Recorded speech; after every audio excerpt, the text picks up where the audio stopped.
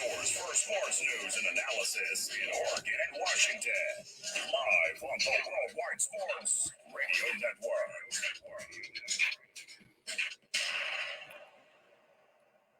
What is up? Welcome to the Pacific Northwest Sports Radio Show, brought to you by the Worldwide Sports Radio Network.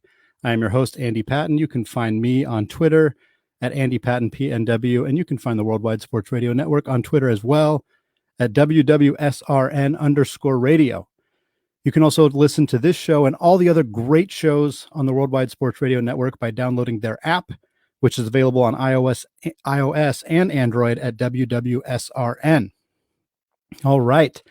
Today's episode 7 of the show. I feel like so often I've been coming to these shows with after a bad week of sports in the Pacific Northwest, but I think last week was a pretty good week. For starters, the Pac-12 college football season is over, which I think we can all sort of agree is just a good thing. It was kind of a mess from start to finish. The Oregon Ducks did end up being year champions despite having a 4-2 record and dropping their final 2 regular season games and not even winning the Pac-12 North. That is a conversation for another day. However, the NBA season is just 2 days away, so our Portland Trailblazers are nearly back in action. The Seattle Seahawks eked out a victory over the Washington football team, but more importantly than that, the Los Angeles Rams dropped a stunner to the New York Jets, giving the Seahawks the first place in the NFC West and the potential to earn first place permanently if they beat the Rams next Sunday. We'll talk about that later in the show. The Zags return to action with a commanding victory over the Iowa Hawkeyes. They have now beat teams number 2, 3, and 7 in the country.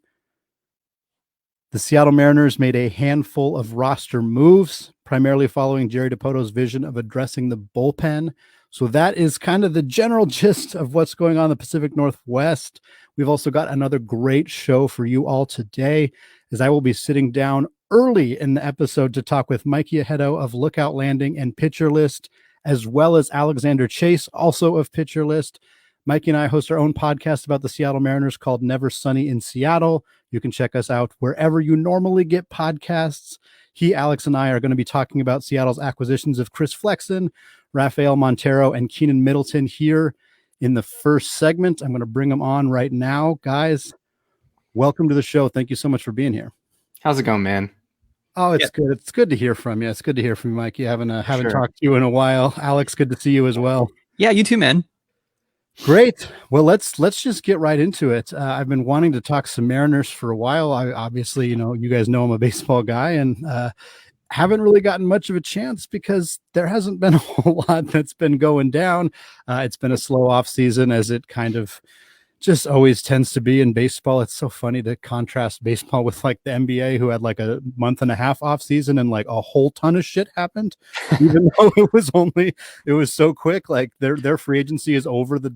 By the time it starts, it's pretty much already over. It's insane when you compare it to baseballs, where very little happens. But the Mariners still have gotten some interesting stuff done.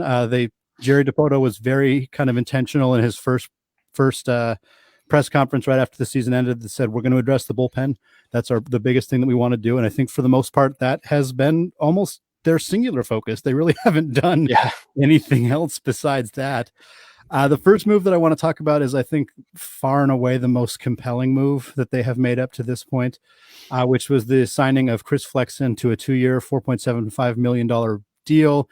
If you are out there and you have not heard of Chris Flexen, I do not blame you, and you're wondering why the Mariners signed him to a 2-year deal, particularly if you then went on Fangraphs or Baseball Reference and looked at his stats. If you did not see his stats in the KBO, you would be particularly stunned that he got signed to a major league contract. He had been with the Mets for a couple of seasons, thrown 68 big league innings with an 8.07 ERA and more walks than strikeouts.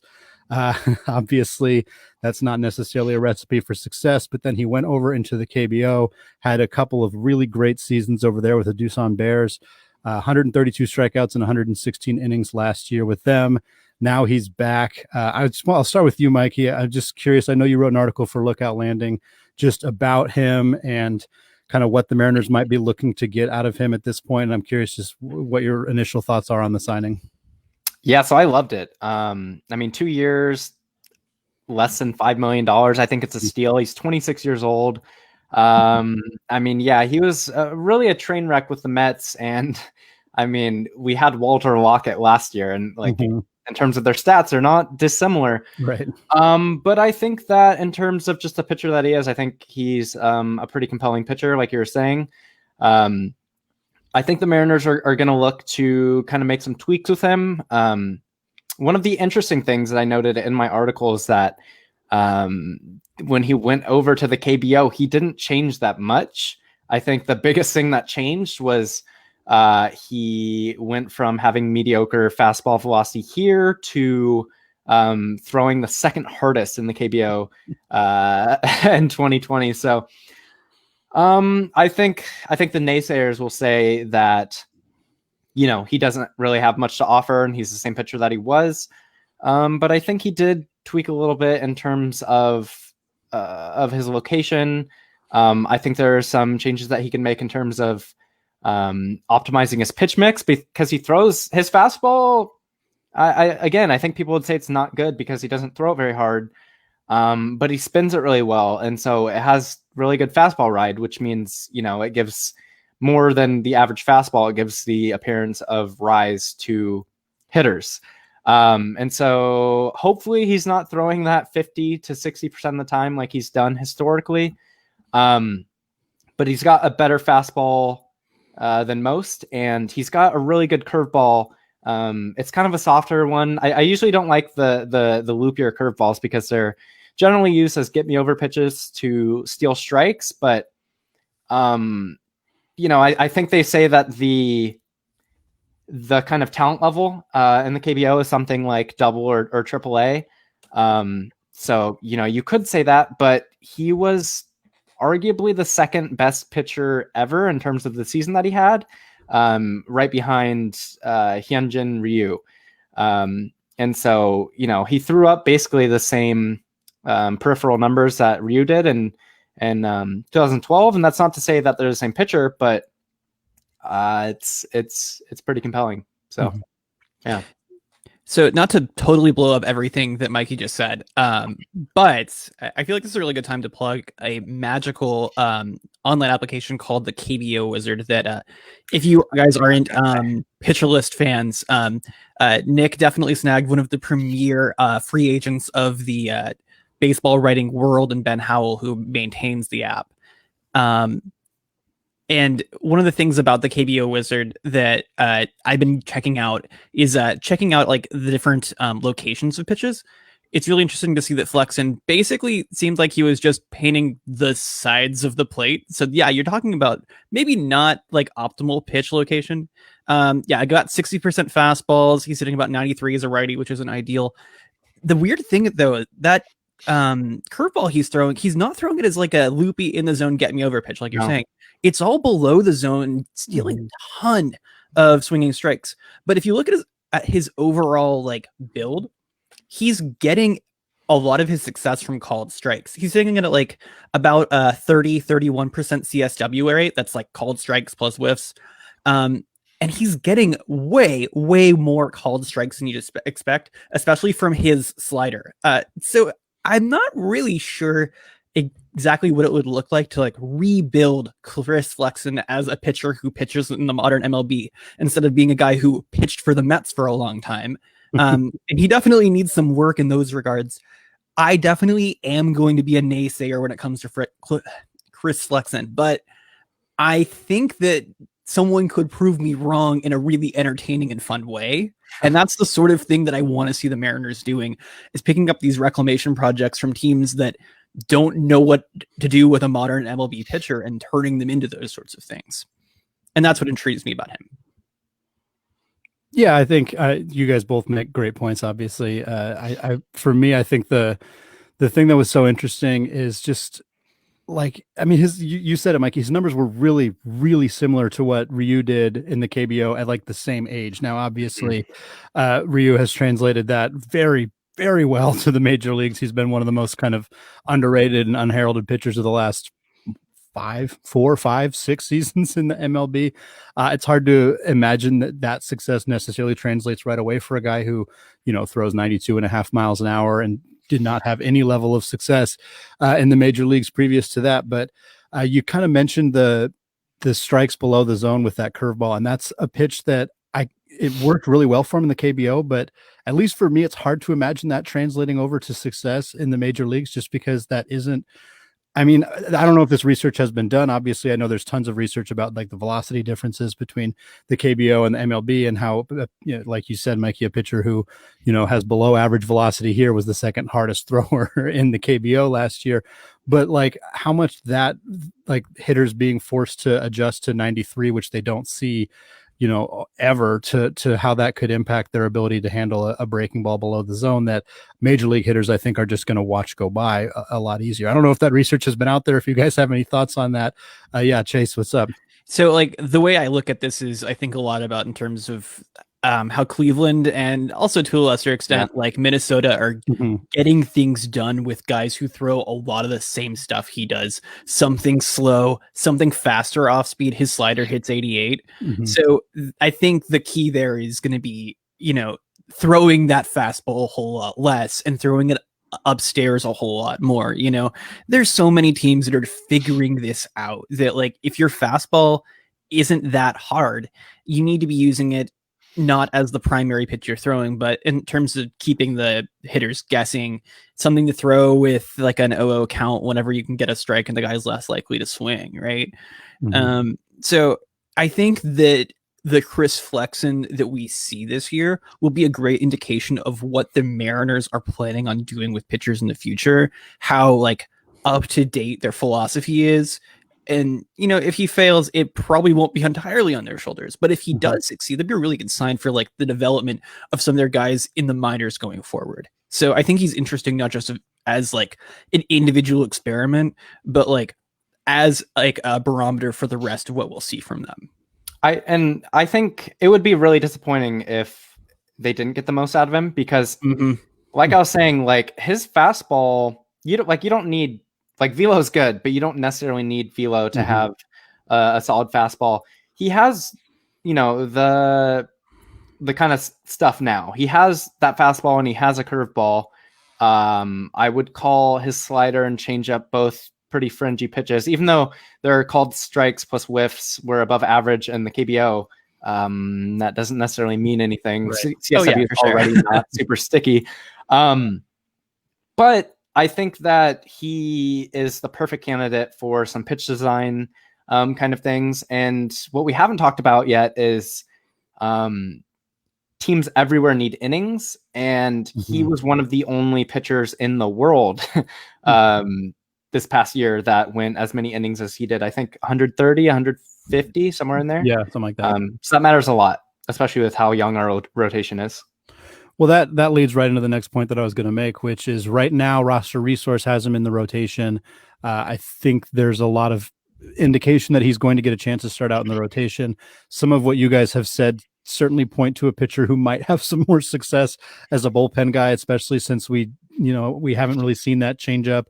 Again, it had good numbers in the KBO, but hasn't had good numbers stateside. And the slider is a nice hard pitch, but it hasn't flashed as a plus pitch yet either. So I'm curious, like, I think he'll probably get a shot. You're right. As of right now, Justin Dunn, who we'll certainly talk about later, and LeJay Newsome are kind of battling out for those last rotation spots. Flex in that conversation as well. Do you guys think, A, that he will be a starter to start the season, and B, if that's the correct decision, or if he's a guy who should maybe end up in the bullpen long term? Obviously, it depends how he does, but thoughts on that? I think he'll definitely start in the rotation. I think he definitely should start in the rotation. And even if he doesn't work in the rotation, which I'm not sure that, like, I kind of wonder how bad he would have to be for them to just completely pull him. Like, I think he'll at least be kind of a spot starter, kind of swingman. But if he doesn't work there, I think that it can still work in the bullpen, because he can throw harder with his fastball, and his fastball is already a pretty good pitch. He won't have to go, 2 or 3 times around the order. So yeah. I sort of think that like the question of whether or not he starts in the bullpen is less interesting. Or pardon me, whether he starts in the rotation is less interesting than the question about whether he stays there. I think pretty much every MLB team is going to have a 6-man rotation next year. That's what roster resource lists him at as the Rays. the 6th. Well, I mean, I'm sure we'll see someone go like 7 if we're not careful. But if he's the 6th guy, Dunn definitely has a spot. The question for me is like, does he stick there? And, are the Mariners interested in winning baseball games or winning contract games in the first month or so of the season? Because he's definitely going to be in the rotation if they're trying to win some contract games. They got a lot of young arms that maybe might be worth playing around with the rules in order to get some more team control, which I mean, I hate to see that, but it's the reality we kind of live in. And he's definitely the sort of person that I feel like, kind of just plug play and reevaluate come May. Yeah, I mean, I think you got to figure that Logan Gilbert's going to get major league innings in 2021. I don't know that that's happening in May necessarily. The lost minor league season of 2020 certainly makes it a little bit more interesting to determine where those guys are at. Obviously, Gilbert was at the alternate side. He threw a ton of innings. They also have George Kirby and Emerson Hancock, who Hancock has not played a professional game. So I don't think we see him in 2021, although he was an advanced college arm. Kirby, probably not either, but anything's possible. He could be a September guy. But Gilbert in particular is a guy that I think spends a good chunk of the season in the major leagues. And if that's the case, then Flexen or Newsom or Dunn are guys who could potentially lose that spot in the rotation. So it'll be interesting to see how that shakes out. Obviously, there could be other movement too. The Mariners offseason is not done. They could go out and sign other starting pitching options. They could move some of the options that they currently have if they wanted to go that route. But it'll be really interesting to see what ends up happening with Flexen to start the season. And like you said, Chase, to end the season where he's at that point. Right. All right. Next guy that the Mariners acquired, another reliever or another pitcher, more certainly a reliever in Rafael Montero. 30-year-old guy came over from the Texas Rangers. The Mariners traded Jose Corniel and a player to be named later to get Montero's services. Hasn't really been very good for his career. 4.93 ERA is obviously not great, but he was really good the last 2 seasons in Texas. He had a 2.48 ERA in 2019. Not quite as good last year, 4.08 in a obviously very small sample size. I don't think most of you need to know that any reliever in 2020 had a small sample size. Yeah. Only 60 games. But his FIP and other peripheral numbers were much better than that. I'm curious just what you guys kind of think about this move in general. Corniel was a prospect that I think some people were kind of high on, or at least liked him a little bit more than the average consensus, and felt that this was a bit of a lot to give up. But the Mariners bullpen clearly needs some reinforcements. And if you kind of buy into what Montero's done the last few years in Texas, then maybe this is a guy who could really help them out. Yeah, I thought it was interesting because I think the reception to it was almost a little negative, which is strange to me. Like, it's not like the Rangers have, that strong of a team, but he was set to be their closer, and he's set to be our closer. But there's a lot of hubbub about getting trading, what was his name? Corniel. Yeah. And I mean, we just signed him in 2018 or 2019. So we basically he's a kid. He's 18 years old. I think anytime you have a guy that's that young and you trade him for a major leaguer, I mean, unless it's Noelvi Marte or Julio Rodriguez, I'm not really sweating it. He did seem really interesting, but I think at the end of the day, just getting playing time from players now just pays for it essentially. I don't know. I'm all about trading prospects and getting innings or at bats in the next year or two. So and I actually like him. I do wonder if the Mariners are looking to make some tweaks with him. He had a near 23% K- walk percentage and an 80 FIP minus, which means he was 20% better than league average in the past 2 years. Has a really strong fastball changeup combo and a pretty decent slider. Kind of wonder if he'll fade that sinker because he uses it more than he should. So yeah, right now he's projected for almost 1 F WAR, which would be the highest of the Mariners bullpen. I really like him for like a couple different strategic reasons. I just want the Mariners to try to win some baseball games. Right. Yeah. So like Yep. if they're trying to acquire bullpen pieces who are more likely to keep the game close and put their talented young kids into stressful high leverage situations at the end of games, that's just going to be good for the development. Montero in particular is a really strange guy. Last year had some like wild sample fluctuations within it. He had a 49% left on base rate. More than half of the people that he allowed on base scored. But at the same time, he also had a sub 10% home run per fly ball rate. So he was getting really unlucky in one direction and really lucky in another. I think it about balanced it out. His 4.08 ERA, I think, was probably a touch high. But, you know, if you kind of estimate him as like a mid-high threes ERA guy, I think that's probably about right. And I don't think that's like far from what the quality I would want for like a developing, about to take the steps Mariners team to be like acquiring to be their closer. Next year, his last year of team control, I think he could be like a 7th, 8th inning guy if someone else comes up and can steal that job who's a little bit better than him. I mean, he's 30 years old. It's 2 years. I do understand the hesitancy to give up prospect pieces, but I think like in the long run, the chances that the Mariners lose because of this trade is pretty low. And I mean, the alternative is like you have to go out there on the market and probably sign someone who's going to make maybe a little more or about what he'd make, maybe even for a longer contract. I think, you know, the whole thing about like flipping someone who's for a player who's into those arbitration years is like, it's pretty close to just, why don't you just go sign some guy on the market who's pretty comparable? If the pitching market wasn't like really, I mean, how do I want to say this? It's the side of the market that's like harder to find the guy you want. I mean, there's a million hitters out there. You know, I would say that like the people who want to hang on to that prospect, who I know absolutely nothing about, to be clear here, yeah, they could be on the right side of things. But broadly speaking, this is the sort of move that I would want to see them starting to make, where they're starting to like figure out when their window is going to be. There's a couple other things too. One, the closer isn't like that situation isn't always the highest leverage situation. So it frees up other pitchers who I think are pretty good, like Kendall Graveman, who I've tabbed as like kind of a breakout guy. It frees them up to use them more as like firemen. I don't remember my other point, but I just really wanted to get Kendall Graveman's name out there. So. I mean, 22 minutes. I don't know. What I was going to say is, I think one critique that we could say is that if you want a reliever, and we've talked about this ad nauseum at Lookout Landing, if you wanted to get a reliever, why didn't you just pay, I don't know, $6, $7, $8 million for one that's better than him? But, you know, I don't think they are being cheap, I think.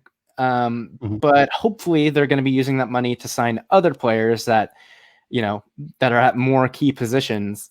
But also like Corniel is 17 or 18 years old, and, you know, there's a player to be named later. So it's not a steep price by any means.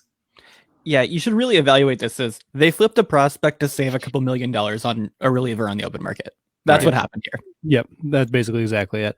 And I think Montero too, the nice thing with the flexibility they have here is that he's not like, if they signed a guy to a 1-year, $6 million contract, I think they'd be pretty compelled to try to trade them at the deadline, obviously, because then you can get something back instead of just losing them to free agency. But with Montero, if he has a great half a year, which is entirely possible, and we're talking about a guy who had like a ridiculous strikeout to walk ratio in 2019 with the Rangers, which was definitely a little fluky. I mean, his 2019 was so strange. I'm looking at it now. He had a 2.48 ERA despite a 18.5 home run to fly ball rate, 96 left on base rate. Just a really weird year. 29 innings is not enough of a sample to know anything really. Yeah. But if he has like a half season like that, and you can flip him and sell other teams on, hey, you're going to get him for this year and next year, you could actually get, I mean, probably a prospect as interesting as the one that they gave up.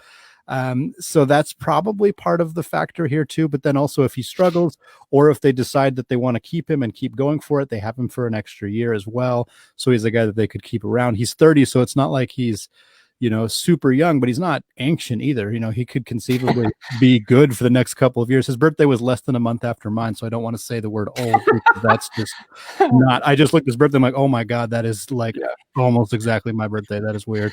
I mean, Anyway. the Mariners have like 3 starters who are almost 30 at this point. So you kind of got to acknowledge that this isn't a situation that he's going to be like unique in. They've got some sneaky old young guys in that rotation. Yeah. All right. Next guy was the other signing that the Mariners made in the bullpen. Shocker. That's what they've been focusing on. Keenan Middleton. I really like this move initially because I just was a Keenan Middleton guy. I liked him a lot when he was very briefly the closer for the Angels. But this is the kind of guy that I seem to always like, and also totally the kind of guy that the Mariners like, who throw hard and don't know where it's going at all. His command is really awful. He's had tremendous injury issues. Obviously, it's hard to criticize a 1-year, $800,000 contract. That's really just a flyer on a guy who's had some level of success in the major leagues. He basically didn't pitch at all in 2018 and 2019 because of injuries. And then obviously 2020, he did throw. He was on the bump, but obviously that was such a short season. So virtually 3 years of not really pitching a lot of innings. So it's kind of hard to expect a lot from him in 2020 or really anything at all. I think the expectations should be extremely low, but if the Mariners are able to coax some command out of him, this could be a really, really fun signing. He's got some really good stuff. I think he'll be in that conversation for a late inning role. I think Montero's obviously ahead of him. I think some of the returning guys are ahead of him as well. But this is a guy that I'm pretty intrigued by. I'm curious what you guys think. Yeah, so I wrote him up at Lookout Landing. And I think, the downside, really the downside is he doesn't pitch. But in terms of, his actual pitchability, I think that he currently projects as a middle relief guy if he if he is as he was. But it seems like there are several things that the Mariners could do with him. One, I think they could do the Austin Adams, Taylor Williams thing where, he starts throwing his slider more. They throw their sliders more than their fastballs. And I would say he easily has the best fastball of the 3, but he doesn't have the slider that they do. And so we've talked about how we think the Mariners are going to tweak his slider because he throws it really hard. He throws it about 88 which is around 10 miles per hour less than his fastball, but it's really hard with not a lot of bite or drop. And so he doesn't get hardly any chases with it. Generally I like to see like a 40% chase percentage, maybe a little bit less, but he is below 30%, I believe. And so it's basically, in terms of like its peripherals, it's a lot like a cutter. Like he throws it in the zone a lot and he does get whiffs, but he doesn't really have a pitch that he can throw out of the zone and, get swings and misses. So he banks on getting swings and misses in the zone and also getting a lot of called strikes. Like you said, he's had some command issues, but I don't think that's necessarily a trait of his. I think it has more to do with he's been so injured and really his slider shape has changed so much. I think he's finally pitched enough where he can go into 2021 with a little bit of momentum. I think the Mariners are going to take his slider and hopefully give it a little more drop, take a little bit off of it, more depth. And so if he does these things, if he bumps up his slider usage, especially when he's ahead, because if you look at Austin Adams, he basically just throws his slider. And then we'll throw his fastball sometimes. If you look at Taylor Williams, he mostly throws his slider, especially when he's ahead. The big difference between these 3 is that Middleton doesn't throw his slider that much when he's ahead, which is really weird. So not only do I think his fastball can play up if he changes his usage, but I think it'll play up too if he kind of tweaks his slider shape. So there's a lot of growth to be had here, and I think that he can be actually a closer caliber reliever. I think the error bars are pretty wide on him, but I'm really, really excited. I thought we were going to get Blake Trinan, and I'm not opposed to it now because of what we've done. But I thought like he was going to be the Middleton signing. So Yeah, I should say that I really think that trying to like get a read on like the strategy and like pitch design of a guy who's pitched 40 innings in the last 3 years is pretty difficult. So I Yes. really want to credit Mikey there for like doing the work to say, here's what he could do to improve, when I don't know how much Keenan Middleton knows exactly like what he's doing to get everything sorted out. I think he's just focusing on health. I want him to pitch for sure. I should say the one thing I really do like about the sort of strategy that Mikey's talking about is that the smart teams in the MLB are starting to play with that, you know, screw the fastball, we have it, but it's really just there to mess with you approach.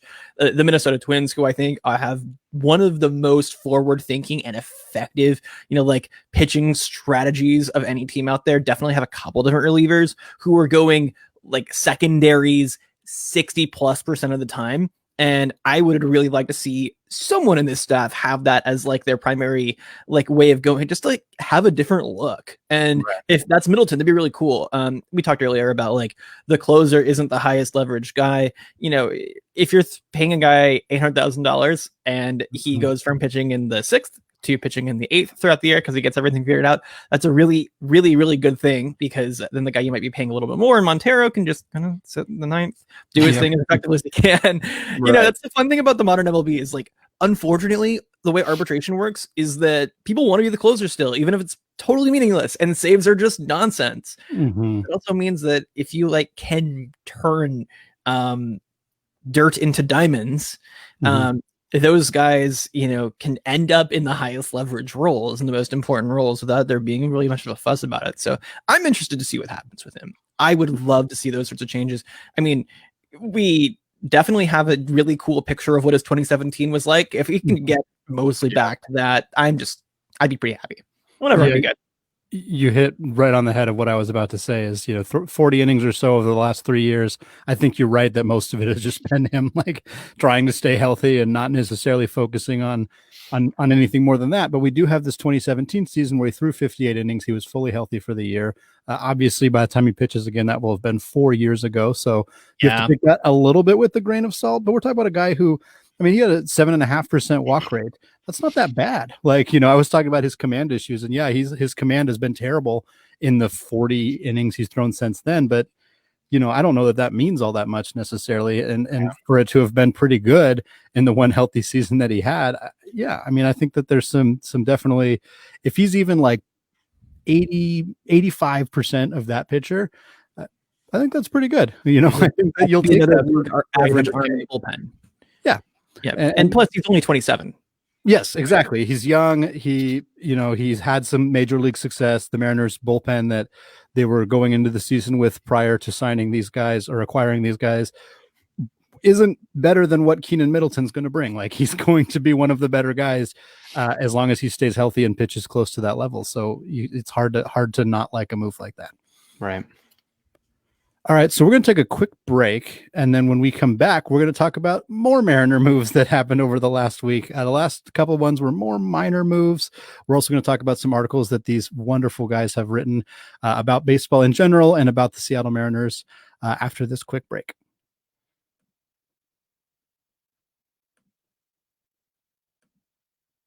It's the Worldwide Sports Radio Network. Take a look under your bed. Find stuff under there? What about jobs? No? Now try your basement. There's a pair of overalls that overall you're not so into anymore. A perfectly good laptop that hasn't sat in your lap in months. And even more stuff, but still no jobs? Well, you really have both. See, stuff is defined as household articles considered as a group. Sometimes this stuff is no longer needed. Wait, no longer needed? That can't be right. Because remember those jobs you were looking for? Those are really needed. And they're the stuff inside your stuff. Even inside that winter coat that moved with you to Phoenix. Our job is to unlock those jobs, and it starts when you donate your stuff to your local Goodwill. Here's how we do it. When you donate to Goodwill, we sell your stuff to provide job training for people right here in your community. So just by teaming up with Goodwill, you help create jobs. And isn't that worth parting with the leftover guitar from your 80s cover band? Goodwill. Donate stuff, create jobs. Find your nearest donation center at goodwill.org. A message from Goodwill and the Ad Council. Dear John, I was hoping it wouldn't come to this, but you've left me no choice. I'm leaving. Uncontrolled high blood pressure is really serious, and lately you seem to really not care. I've been there for you since day one, and I know you think I'm gonna keep ticking. But no, my friend, I can quit whenever I want. Why can't we get back to the good times? When we were more active and ate more healthy foods, and you checked on me every once in a while. Is that too much to ask?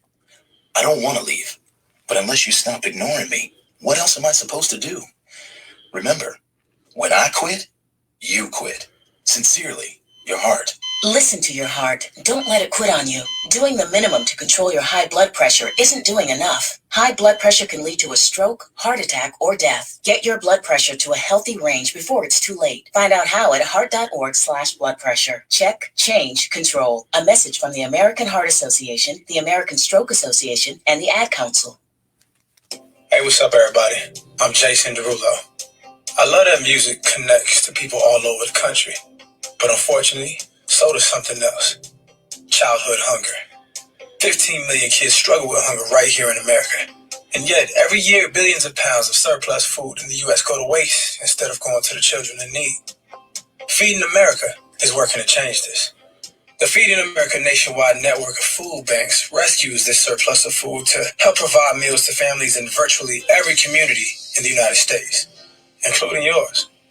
But they just can't do this alone. Join me in the fight against hunger in America. For more information on what you can do to get involved, visit feedingamerica.org. That's feedingamerica.org. Together we can solve hunger. Together, we're Feeding America. A message from Feeding America and the Ad Council.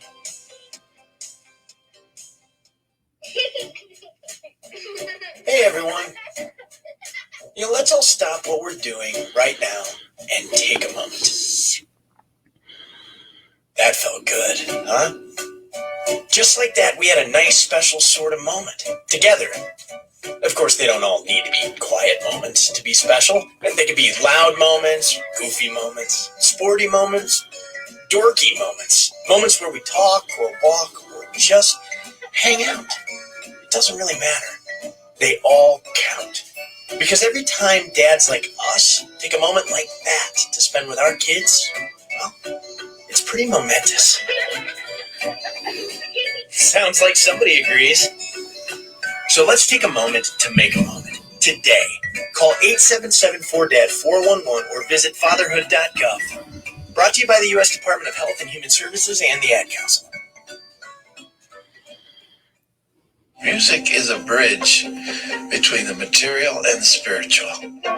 My name is Harvey Lauer, and I'm 82. As a blind person, you have to be aware that nobody can tell you what you can or can't do. You really have to try things. My folks got me a little radio in 1940, and that was the best Christmas present I ever got.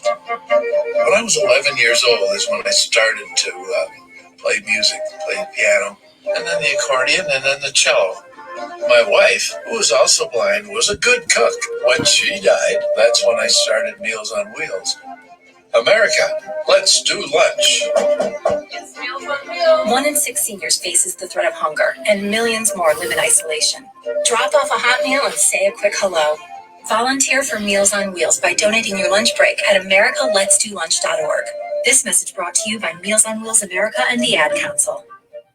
You're listening to the Pacific Northwest Sports Radio Show on the Worldwide Sports Radio Network.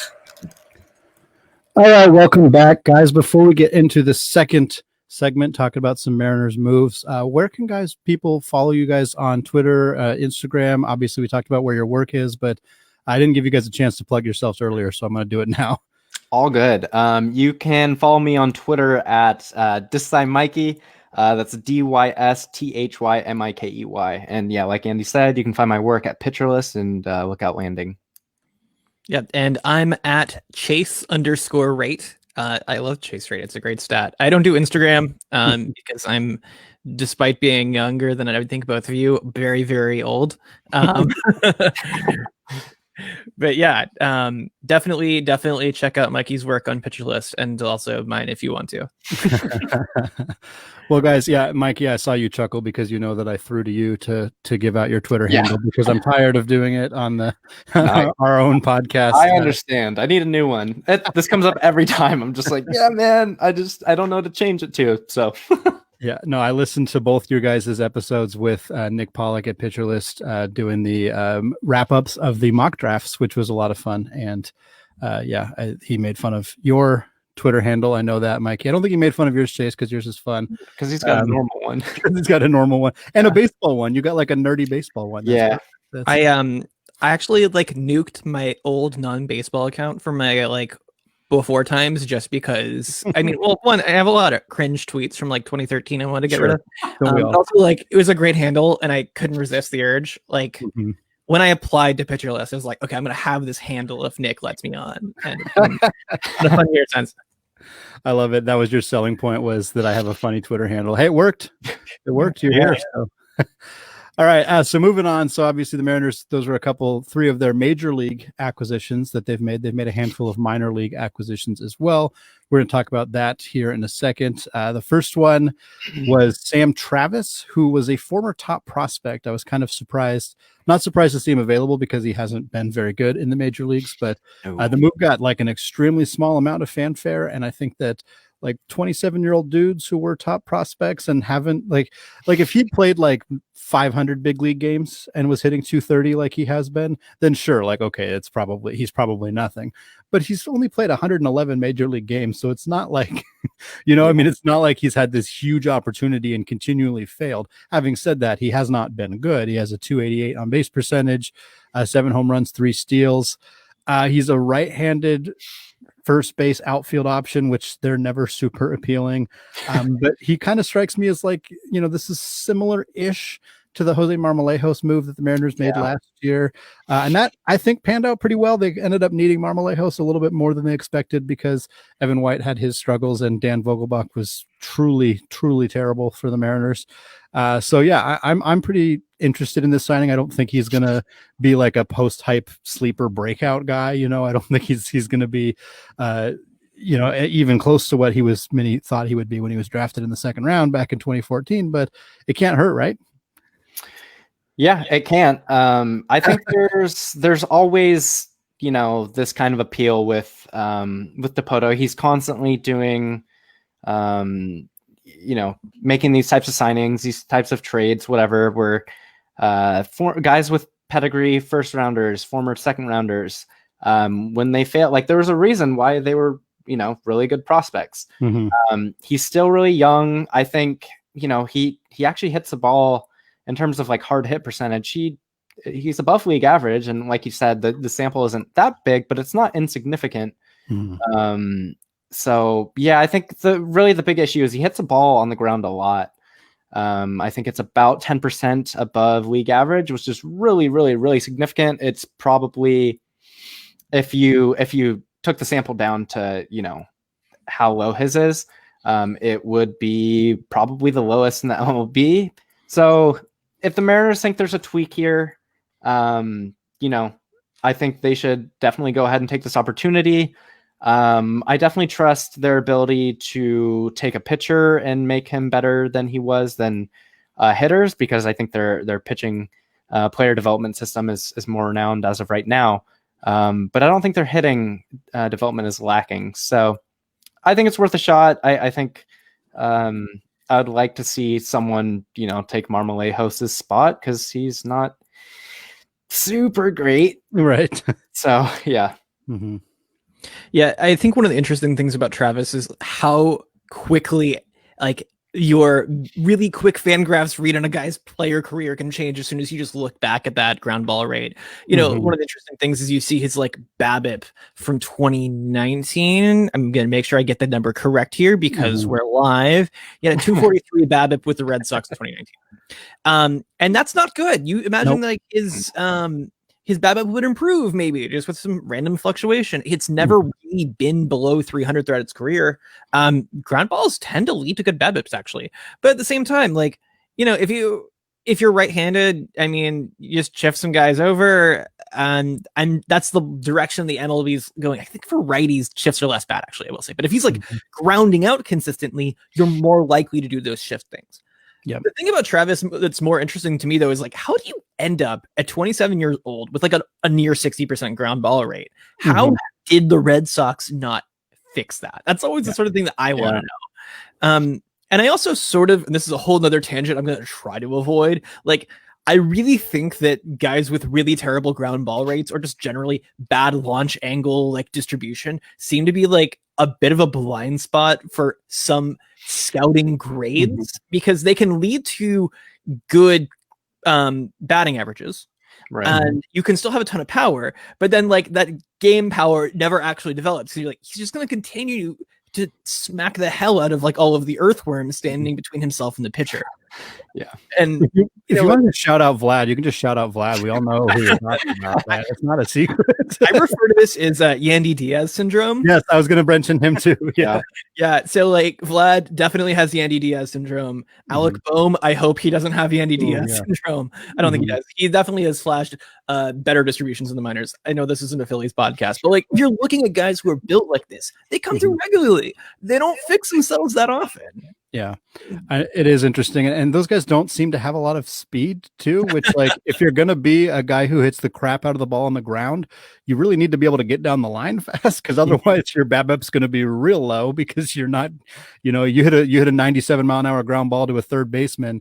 Unless you're Ichiro, you're probably not going to be safe most of the time. So hopefully the Mariners have maybe identified something here that they think they can turn him around. But at the end of the day, he's just competition for a bench spot.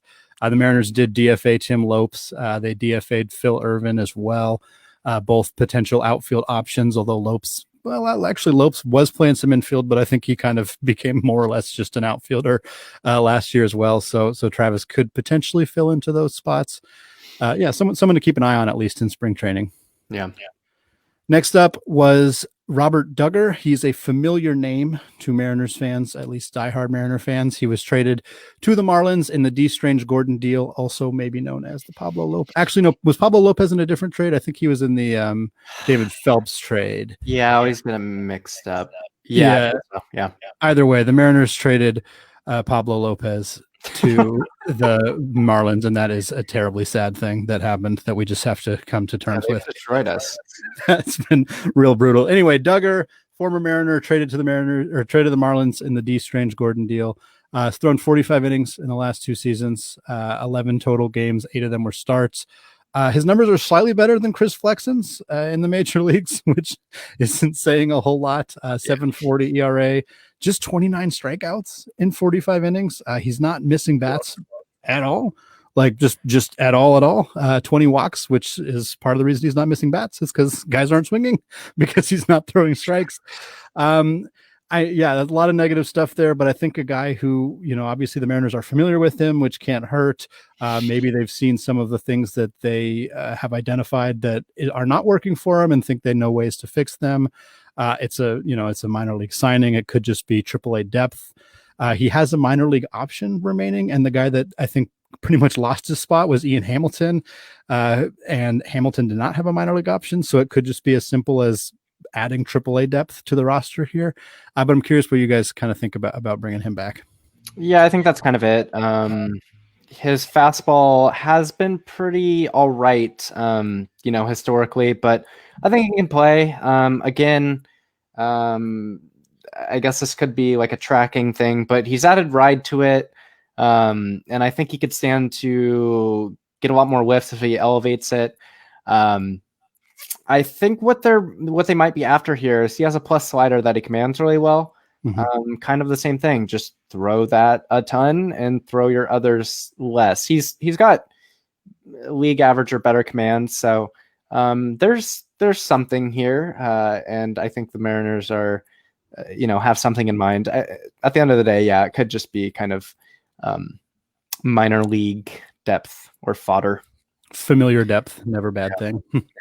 I'm fully going to defer here to Mikey because I can't say that I'm extremely familiar with Duggar. I will say just yet another really fun 2020 samples are going to be Forever Weird guy. You know, his 12.66 ERA did come with a 7.99 xFIP, which is, you know, but yeah, he's another guy who's kind of like more than 50% of the guys who got on base against him scored. That's bad. He had more home runs allowed per 9 than he had strikeouts per 9. That's bad. And when you allow that many home runs, people are going to score. That's what's going to happen. It's just, that's the math. I don't really think I have to explain that a whole lot. So, you know, I think though that like trying to find guys who can fill innings in AAA that aren't your top prospects is a good idea because everybody's going to need to be worked up. You don't want to kill guys down in AAA. You don't want to kill guys on your major league squad either. But like, you know, like these sort of like, we just have to make sure the organization continues to run moves. I wouldn't be surprised if some other team like really fumbles that. I really hope it's not the Mariners, but you know, good to see that they're thinking about it now and not in March. If you add up Duggar's strikeout percentage and his walk percentage, you get 12.5, which means that basically people were putting the ball in play almost every time they came to the plate. And they also hit 396. So that is not a recipe for success at all when 88% of the time they're putting the ball in play and then 40% of the time they're getting a hit out of Sometimes you just need innings. I mean, we're talking about it. When you get people out, so you have to get people out to get innings. This is a fair point. Yeah, we're talking about a 10-inning sample. I think it's worth for anybody who's panicking out there listening. This is not really relevant, but it is interesting that they're going for somebody familiar. I think that probably isn't nothing. Did Dipoto? Well, I don't think Dipoto would have acquired him in the first place because he was a 2016 round pick. Was Dipoto a round pick? Yeah, he would have drafted him. Okay, so he did draft him. So that's probably something. There's at least something there that he's interested in. But liked him then, likes him now. Yeah. It might just be that simple. You know. Yeah. All right, next guy up, another reliever. Shocker. Will Vest is who the Mariners selected in the Rule 5 draft. Friend of the show and PitcherList writer manager Trevor Huth. Not Will Vest. Oh, I didn't know Will Vest was contributing with us now. That's why the Mariners picked him up. Yeah, they wanted the insider information. Trevor Huth loved this pick. He did a live stream during the Rule 5 draft. He's somebody who follows the Tiger system really closely and is really plugged into all of the minor leagues. So somebody that is well worth paying attention to, even if his Twitter account is mostly just self-deprecating humor. Yeah, Huth liked this pick a lot for the Mariners. He's a guy that, admittedly, as somebody who does follow the Tiger system pretty closely, I didn't know all that much about. So I had to kind of check in on him a little bit. But the baseline here, if you know one thing about this guy, and we're going to get into some more of the stats, but he's 6'7" and he throws 97. And that in itself is interesting enough to pick in the Rule 5 draft. Like my qualifications for taking a guy in the Rule 5 draft, that is it. That is intriguing enough. I don't think he's not going to be a late inning weapon for them this year. He's got some flaws that need to be ironed out. I'm not confident he's like a super quality big leaguer. Most guys in the Rule 5 don't end up being that, but he's 6'7" and throws gas. So I think there's definitely some intrigue here. I'm curious what you guys think. Yeah, he's a pretty typical Rule 5 guy, like just a reliever with, nice tools. But I think he's a little different in that he's less of a project. Shout out to Trevor Huth. I pulled some notes from he talked to Nick and Alex Fast on the PitcherList podcast. He tweeted about it. He cited people on Twitter.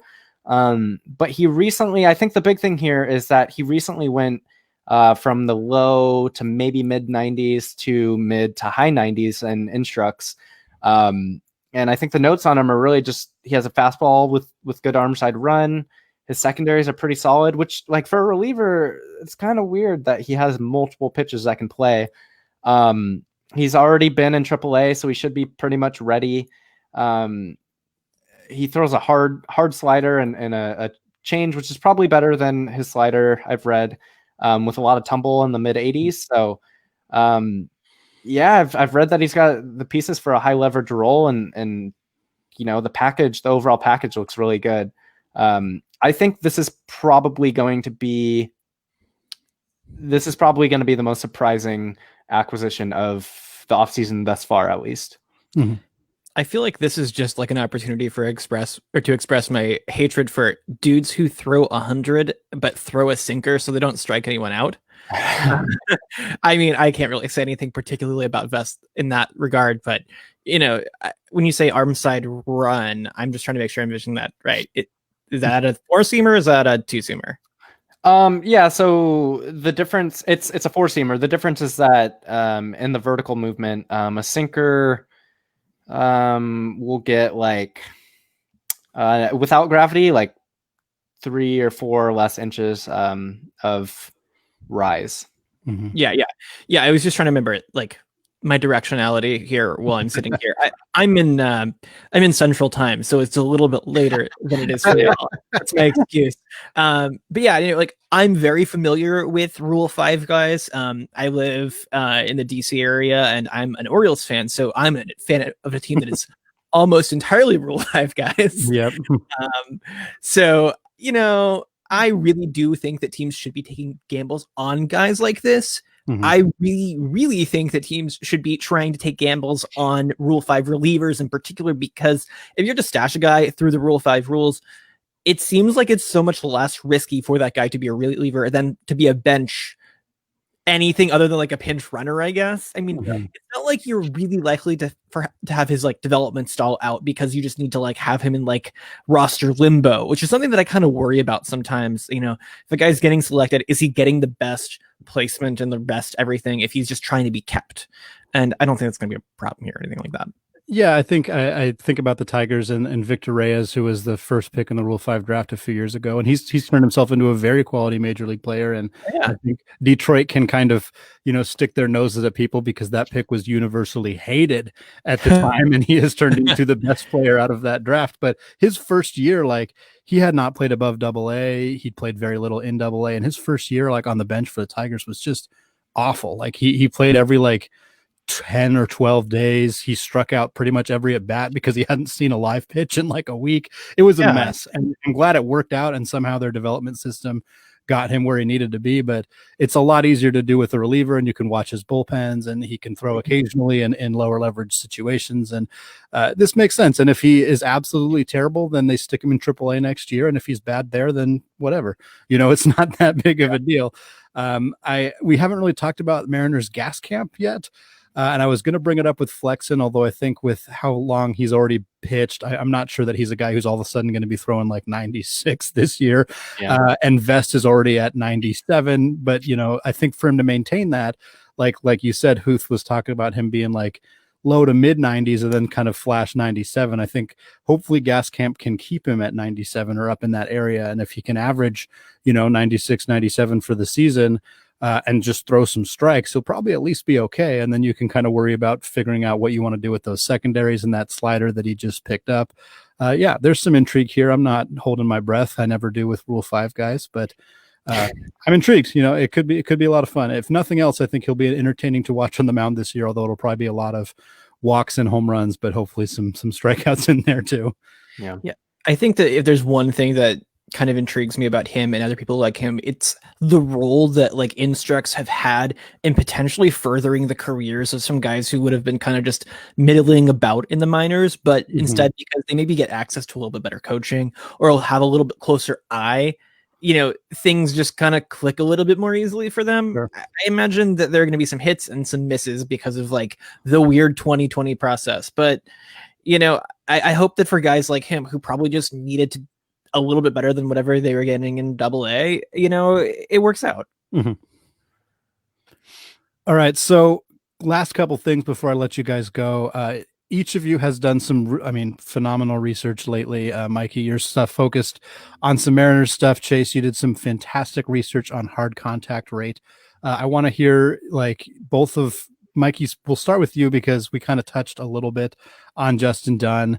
And you just wrote a great piece about him for Lookout Landing, and kind of some of the things that he could potentially do to maybe increase his stock. You kind of acknowledged that you were pretty high on him when the Mariners first acquired him from the Mets. You were pretty high on him after his kind of not so great cameo in 2019. Now you're starting to finally sour on him a little bit after what was a not so great 2020, but you offered some optimism, and I'm curious if you could just kind of give us a little recap on your thoughts there, and maybe what your thoughts are now with Flexen in the mix and some of the other guys that might end up taking some starts this year. Yeah. So as time has passed, I've been able to add layers to my analysis. And one of the most recent things I think is in kind of, I mean, we've talked about it a lot, but pitch design and just that type of thing. And one of the reasons why I liked him more than Sheffield. And I'm ready to eat crow as of right now, but I liked him because I thought he had better command, and I also liked his fastball a lot better. And I still like his fastball a lot better, but he hasn't been able to throw it for strikes. And so last year, like, he had an all right ERA, somewhere around league average, a 4.34, which is fine. But his FIP was 654, which was really bad. And he nearly threw as many, he had nearly as many walks as he had strikeouts. And on a per 9 basis, gave up about 2 home runs a game. So kind of a horrid year. And by kind of, I mean a horrid year. You know, he's in 34th percentile in terms of like fastball strike percentage, CSW. And the issues I see with him are just that his repertoire, I like really don't like it. And I kind of wonder why the Mariners haven't already gotten in there and kind of tweaked some things. I mean, we saw in 2019, he got his taste of the major leagues and he looked really nervous. And so that's why I was ready to, you know, kind of see him in 2020, have some games under your belt, whatever. And the nerves subsided, at least visibly, but he was the same pitcher that he was. And I think it's because his changeup, it gets no separation from his fastball. It's essentially, it doesn't get enough, enough fade, it doesn't get enough drop, and it doesn't get hardly any velocity separation. So really it doesn't separate from his fastball. And if you look at it, it's basically a sinker in terms of movement, except he throws at 87. So it's a slow sinker, which isn't good. I know that I think in his time with the Mets, Trevor Hoffman showed him a kind of a palm ball style grip that he threw. So maybe play with that. Mm-hmm. His curveball and slider are really similar. And we've seen this with guys like Anthony Desclafani, where, you know, like his slider and his curveball are both pretty good pitches. But once they started to drift towards one another and become more of the same pitch, they both were less effective. And so I think he should probably take his curveball and give it a little more drop and less horizontal movement, or take a slider and maybe throw it a little bit harder. He could even mess with starting to throw a cutter. I think there's a lot of different avenues the Mariners could take or Dunn can take, and I trust them more than I trust myself. But all I know is that he needs to change something, because right now he's someone who can't throw a fastball for strikes, doesn't really have any compelling secondaries. Like his slider's pretty good, but it's not as good as like Justice Sheffield's is. And so, you know, I'm just not convinced that he's anything better than a 2-pitch reliever. And even right now, I'm just not, I'm not even swayed that he'll be a strong back end reliever. So I've really, really soured on him. And I don't want to necessarily say that's just because of his performance. It's also, I've just grown to understand him more as a pitcher. I would just add on that, Mikey, really, really good analysis. I loved reading the article, for starters, but you kind of touched a little bit on him turning that changeup into a splitter. Mm-hmm. I don't like splitters. I know most people don't really like splitters, but that changeup is absolutely terrible. Yeah. So thoughts for me, what confuses me, I guess, to shift a little bit on that. You look at a guy like Yusei Kikuchi, who underwent massive changes from year 1 to year 2. You know, we're talking about a guy who was wildly successful overseas, came to the United States, got crushed, did not have a good season. His numbers were a little bit misleading. He wasn't that bad in his first year, but then he changes a ton of things. He develops this cutter. He does a lot of things differently, and he has a lot more success. Again, the box, like, so the back of the baseball card numbers don't necessarily show that, right. But I think we can identify that he pitched a lot better. So you got a guy like Dunn, you have to assume that the Mariners, I mean, obviously they know what they're talking about. They made tangible changes to Kikuchi's pitch mix and the way that, just mixing and everything that led to success. Right. If you assume they're telling him some of the stuff that either you've identified or other things that they think could fix with Dunn, either he's incapable of doing them, which is bad, or he's unwilling to do them, which is also bad. I'm curious. I mean, obviously we don't know what's going on in Justin Dunn's head. We don't know what those conversations look like, but I guess if you had to pick, like, which of these things do you think should really be the primary focus for Dunn? And do we think that he's capable of making some of these changes? So I think there's a couple things there. I think that his secondaries are decent enough that he doesn't necessarily need, like, if he adds a splitter, it will be more of a Frankie Montas type of thing where he throws it, I don't know, 10% of the time, 12, 15. And also,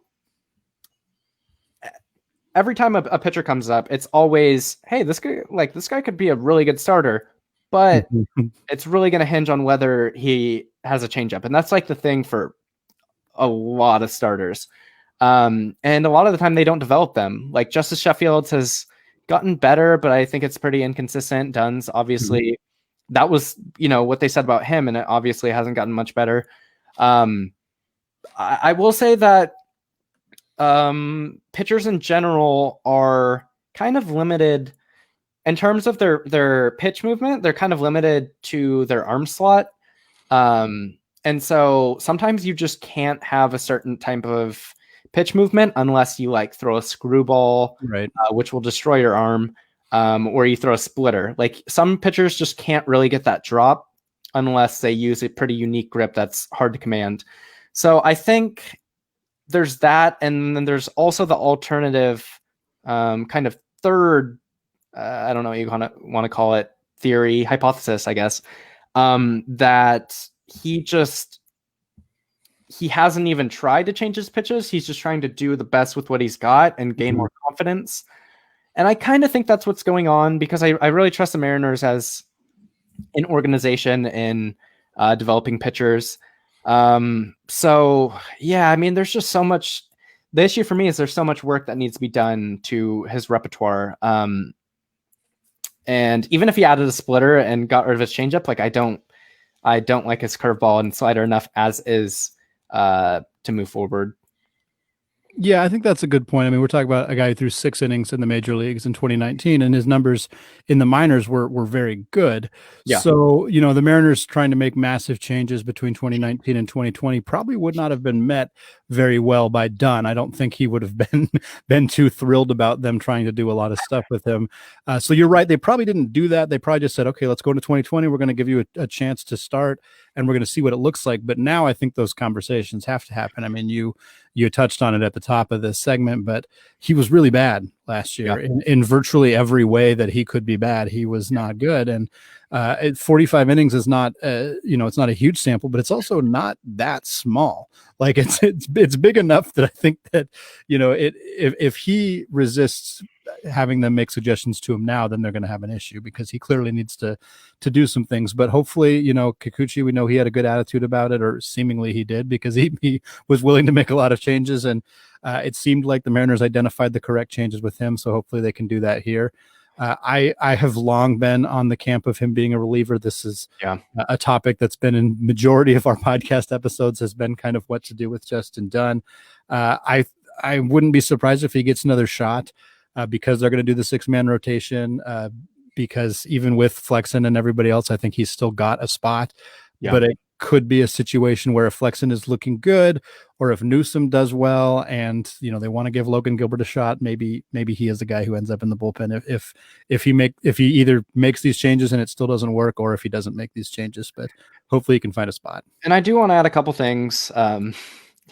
We're doing the Nick Pollock thing, where I think we're going to go long on this. Absolutely. I think one thing that we haven't talked about is that, and I think I am being a little bit harsh on him, but he was a reliever until his junior or senior year of college. Yeah, that's true. And then after that, he went to the Mets, and then he changed organization. So not only is he pretty new to starting, but He's also had a decent amount of turnover.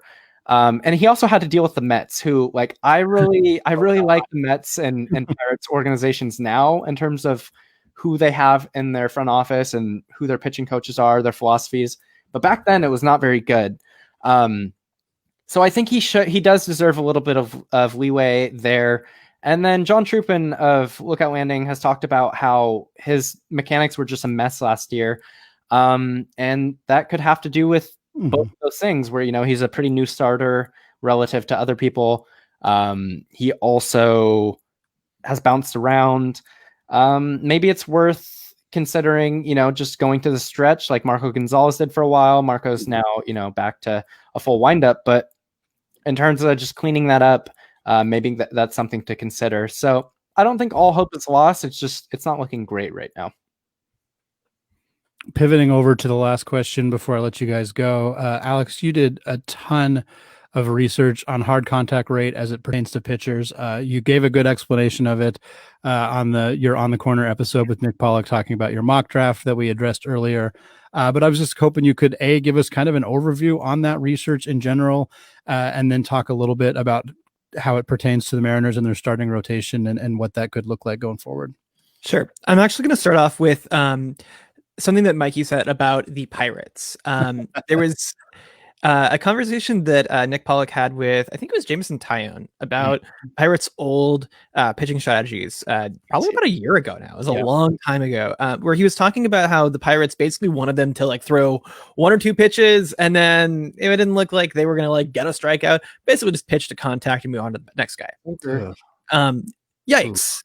Big yikes. really, really bad stuff now that like we think about things a little bit differently. But it did kind of like get some thoughts going for me. There are a lot of pitchers out there who have succeeded being like the Johnny Cueto type or like Dallas Keuchel type who can pitch to contact efficiently. And the thing about that is that it really does reveal that there are more than one ways to win an at bat for a lot of pitchers. Now, strikeouts a win, but a weak ground ball to like an infielder, that's a win as well. And a lot of the numbers that we'll cite regularly that you guys will see on Fangraphs or StatCast kind of don't know what to do with those guys.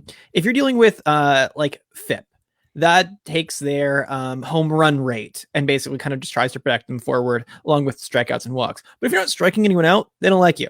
So you basically have to be really good at suppressing home runs, which are really wacky and impossible to predict, or like your numbers are going to be really hard to deal with. The thing in particular that my research dealt with was StatCast's understanding of hard hit rate. StatCast invented this number, hard hit rate, which basically is the percentage of the time that the balls you allow in play are hit 95 miles an hour or greater. And I really got bothered by this the more I started dealing with it and seeing what it meant for pitchers, because basically the bad outcomes are those hard hit rate or hard contact, right? No matter what your approach is, whether you're Dallas Keuchel or Tyler Glasnow, a hard hit ball in play is bad. But you can't fairly compare those guys, because if you're only looking at contact, then you exclude Tyler Glasnow's pitcher wins, the strikeouts. So I basically just restructured the denominator of that ratio, not to get too math here, but basically I said, all right, let's treat hard hit balls in play, these 95 mile an hour hit balls, like doubles or like home runs or anything else, and say, how often do you allow that to a batter? And basically the results are way better than hard. It's a fairer comparison. It's a little bit more predictive. And when you put that into, like, I put it into an ERA estimator, I call it HERA. It's on my Tableau if you want to look at it. You can find that in my Twitter account. But the benefit of it is that as I've built it, you can predict a pitcher's future ERA better. And the reason for that's pretty simple. Because you face more batters and hard contact happens more often, a pitcher's hard hit per 9 or hard hit per batter faced rates will stabilize a whole lot faster than home runs will. And because they're pretty explanatory, you kind of get the best of both worlds. FIP, which uses home runs, is really descriptive because it'll really closely match to ERA, because home runs are really bad for your ERA. XFIP swaps out home runs for fly ball rate and makes some assumptions. it's more predictive, but it doesn't really track all that well because fly balls don't go over the fence sometimes. So like Hera and basically this whole field of research basically just tries to find a stat that kind of explains a bunch while being sticky. And it's really difficult to do, but my goal with this research is not just to be able to predict guys' ERAs better. It's also just to more fairly compare baseball players and to, help people who want to know what we're talking about be able to make these fair comparisons on their own and pose good questions and, keep us from saying stupid stuff on air. So, I thought actually, like, the reason I'm on this show is because I wanted to bug Mikey about talking somewhere, but I really, really thought that the Mariners were a great example of how the different data sources we have are spewing out really disparate things. The Mariners had 3 pitchers last year who had a FIP below 3.35. That's really good. That's really, really good. So let me get these exact numbers because, again, we're live and I feel responsible to do that. But yeah, Justice Sheffield, he had a 3.17 FIP. Yusei Kikuchi, a 3.30 WHIP. Mark Gonzalez, 3.32 FIP. They did not allow a whole lot of home runs. They struck out enough people. They didn't walk a ton of people. It all worked out. The thing is, I'm not exactly sure that that's going to repeat itself. FIP is not very, likely to repeat. It has a very low correlation with next year ERA. So you don't want to grab that if you want to predict how well someone's going to do next year. And the thing is, Sheffield, Kikuchi, and Gonzalez all have xFIP numbers that are closer to 4. Kikuchi's actually is the only one below 4. So one of the things I wanted to kind of take a look at is like, what do these guys actually do well? And kind of just talk about that a little bit more. So like my ERS estimator gives among the trio there, Gonzalez the best future look. His sub 3% walk rate is ridiculous and really impressive. Compare that with a 23% strikeout rate and you're in a good place. But he was allowing a hard hit ball in play in 25% of his PAs last year. That's pretty good. Basically the numbers that are pretty good is you want to have like less than 1 per inning or about less than 1 every 4 batters. Those actually come out to be a pretty good ratio to each other. So you hope 4 batters an inning in a good world. The other guys who in that trio didn't shake out as well quite by that same metric. I think actually Kikuchi was about in that same spot with him. It's just the walk rate they didn't like a whole lot. And I think that's the same problem that other evaluators will have. But Sheffield actually had a bit of a hard contact problem. He was allowing 12 hard hit balls in play per 9. It's like 32% of his batters faced. That's not so good. If you look back to his 2019, I'll pull that off my tableau real quick. Come on, please. While we wait, I was going to say. Yeah, it was about the same. So he's got 2 years now of like 12 hard hit balls per 9. That's a hard contact problem that we could actually say is probably worth paying attention to. Yeah. Mikey, I definitely welcome you to butt in here because you've definitely argued with me about tons of stuff, and I think that you're probably got something to point out here that's worth listening to. In terms of Sheffield? Yeah. Well, I think the first thing that if you want to think about hard hit percentage, I think there are two ways that you can sustainably limit hard contact.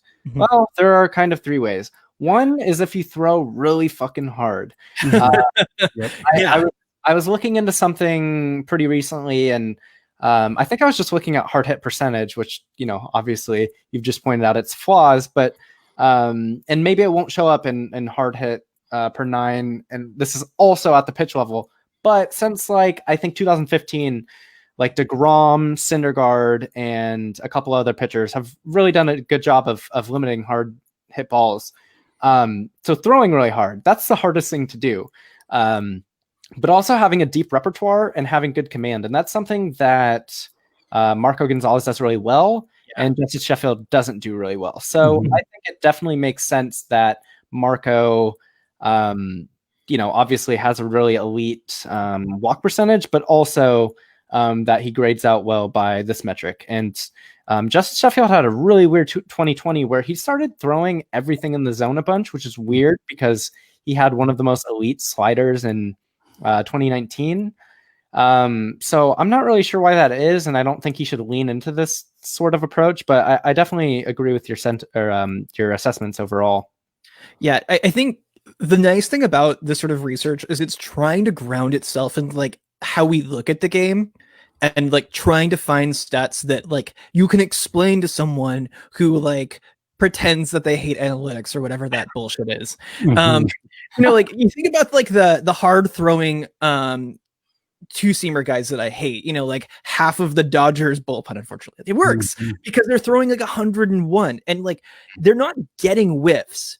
Like Dustin May's like whatever sideways moving nonsense Don't get me started. isn't a good pitch. No. Like, but there are a lot of guys who do really similar stuff to him where it moves sideways at 101 miles an hour. You think Jordan Hicks with the Cardinals, if he ever gets back healthy, like people can't hit it hard because it's built to make contact with the bat in a way the batter doesn't want them to, like jams him inside in their hands. And you can explain to yourself how like that's bad. Now you tell yourself, okay, well, I'm just going to like change my like where I'm stepping as I shift my weight a little bit and kind of like try to pull the ball a little bit more. And the barrel of your bat is going to be more likely to hit the ball in a really bad place. So there's some people who throw these terrible sinkers that I really hate. So like you can explain how that works, but yes, Velo's very good. No, but like the general sentiment though is like, if you want to get people to not hit the ball hard, a lot of the guys who do it really well, they're striking people out. They're throwing things below the zone that people can't pick up. I think of guys like Kenta Maeda. I love Kenta Maeda. He had like the lowest hard hit per 9, hard hit per batter face last year. Really, really low WHIP, really, really low ERA. He's not doing it by blowing guys away on velo. He's keeping people guessing on where the pitch is. And like people were not hitting it hard because they were missing the ball a lot of the time. But like that's good. And I think that's what the discussion needs to be. Like striking people out is a good thing. We need to make sure our stats emphasize that in the long run, but not just by building it in a fake way. Here, without doing anything other than taking in how much people smack the shit out of the ball and how many people they faced, you can get a stat that's pretty good. And that's a whole lot better than trying to rely on something like XWOBA or XWOBACON that requires a lot of calculations and is reliant on either the data being bad or like basically those stats tend to take a long time to become reliable. They're really noisy. So like sometimes simpler is better, and it seems like I kind of like fell backward into this thing that seems like it's really good. I'm going to see where we can run with it, but if we're looking at the Mariners rotation in general, it looks like there are a lot of guys there whose success is floating somewhere between a little bit fake. I like what Marco Gonzalez is doing, and it took me a little while to accept it because I used to hate guys that didn't like strike out at least 25% of batters or so, and it seems like he's really got like a sustainably built idea of what his game plan is. And for some of those guys like Justice Sheffield, like you're talking about, or like I think Justin Dunn's an even better version of that. What's the game plan? How is he trying to get to that good like pitcher outcome? It seems like he's throwing a bunch of pitches. It doesn't seem like he's throwing with a game plan necessarily. And you would hope that like with this better, like more fair and comparable stat, we could go and see, is this guy's game plan working? And grade at least fairly in that. I do really hope that when we get some more data next year, come May, June or so, we can kind of look back at some of these guys and like, make some better comparisons there too. But Chase, I'll go for it. I was going to say, you kind of touched on it a little bit, but I was just hoping you could explain how you deal with home runs in that data set, because you talked about obviously strikeouts and trying to use them more because of the Glass Now Keuchel comparison that you used, but home runs are much more difficult to predict, and obviously they're really hard hit, but they're not balls in play. So no, they're balls in play. They're events. They're batted ball events. Counting them as batted ball events. Okay. Yeah, no. So basically, this stat is blind to outcomes in every way.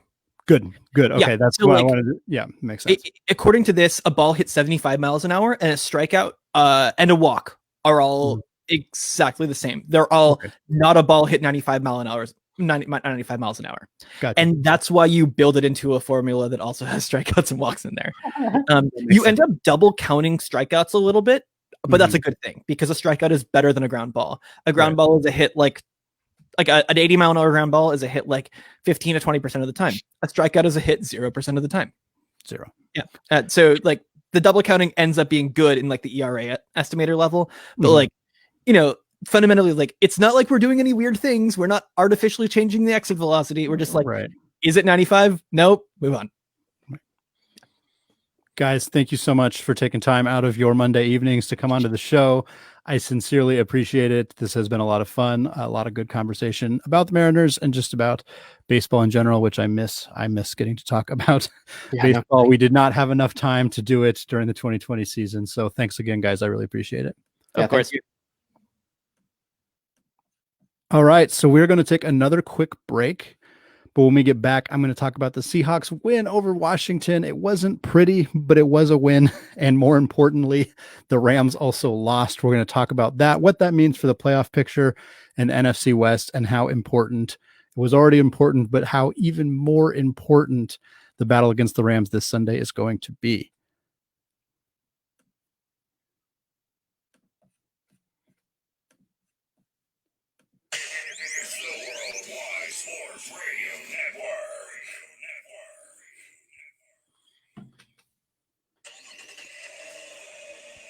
Of course my kid's in the right car seat. Well, I think he is. Yeah, my kid's in a booster seat. He was ready to move up. He is ready, right? Her car seat looks like the right size. There are probably rules on when to move up to a booster seat, aren't there? Rear facing, forward facing. I think I have it right. Car crashes are a leading killer of children 1 to 13. Are your children in the right car seat for their age and size? Don't think you know. Know you know. Go to safercar.gov/the right seat. I know my child's in the right car seat, or else I wouldn't get in the driver's seat. Brought to you by the National Highway Traffic Safety Administration and the Ad Council. You don't usually get a stock tip from a 16-year-old, but I'm here to tell you about a different kind of stock. It's called Better Futures, a stock for social change that's not about making money. Instead, you invest to help students like me go to college. This is beyond a simple donation. It's the opportunity for America to invest in its kids and take an active stake in the future of the country. The return on your investment isn't money. What you get back is knowing you protected our potential. So one day, that potential can grow up to become surgeons and architects, executives and engineers. People who can change the future just by being a part of it. My name is Alicia, and I'm your dividend. Invest in better futures with UNCF. Visit uncf.org/invest. A mind is a terrible thing to waste, but a wonderful thing to invest in. A public service announcement brought to you by UNCF and the Ad Council. This is Nnamdi Asamoah.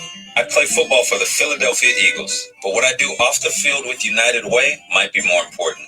I'm a volunteer tutor and mentor. Why? Because over 1 million kids a year drop out of school, and that's not okay. It takes 12 years to create a graduate, but it takes about the same time to create a dropout. And the difference between a child becoming one or the other could be me, or it could be you. Studies show that if we get to these kids earlier, their chances are better, and kids who read well by 3rd grade are more likely to graduate. So join me in United Way. Suit up and take the pledge. Become a volunteer reader, tutor, or mentor, because when a child succeeds, we all succeed. Give, advocate, volunteer, live united. Take the pledge at unitedway.org. Brought to you by United Way, the Ad Council, and the National Football League.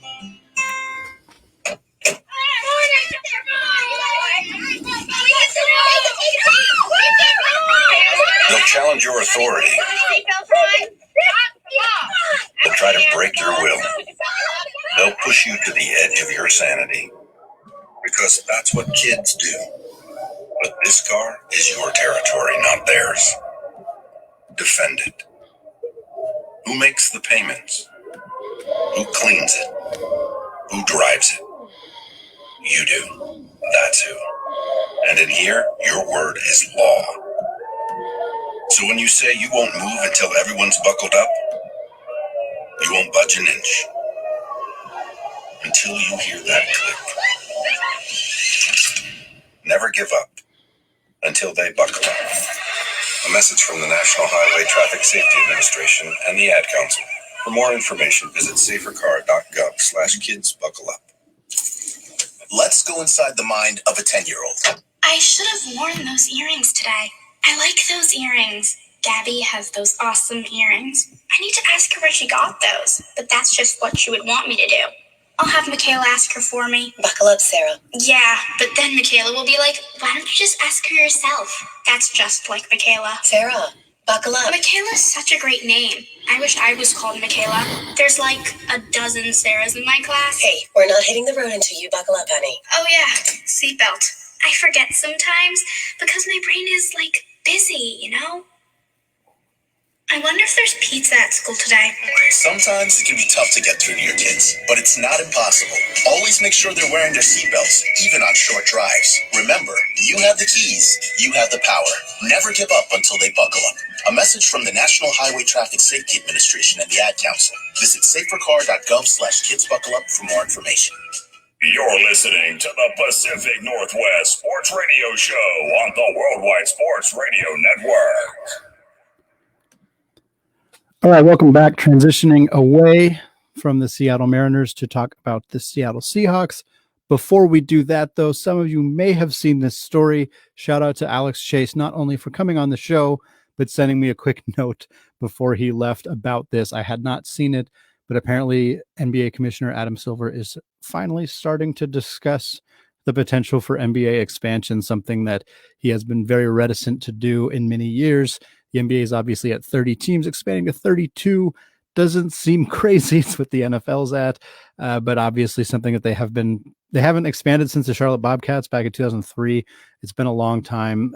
Obviously, the reason that we're bringing this up is because it could be relevant to the Pacific Northwest, specifically the city of Seattle, who obviously lost their NBA team to Oklahoma City. God, it's been a decade now. It feels much more fresh than that, I will say. But obviously, I'm a Blazers fan. I've always been a Blazers fan, but it was tragic what happened to the Seattle Supersonics, and a city that more than any other city in the country, in my mind, without a doubt, deserves to have an NBA team. And this certainly seems like if the NBA does do expansion, that Seattle would be, I would hope, at the very top of their list. I know it will be weird for a city to have lost a team and then get back an expansion team. It's not unprecedented. It's happened in other sports before, but it's happened in Seattle. I guess we can acknowledge the Seattle Pilots became the Milwaukee Brewers, and then the Mariners showed up like 8 years later. So there's a precedence for this happening specifically in the city of Seattle.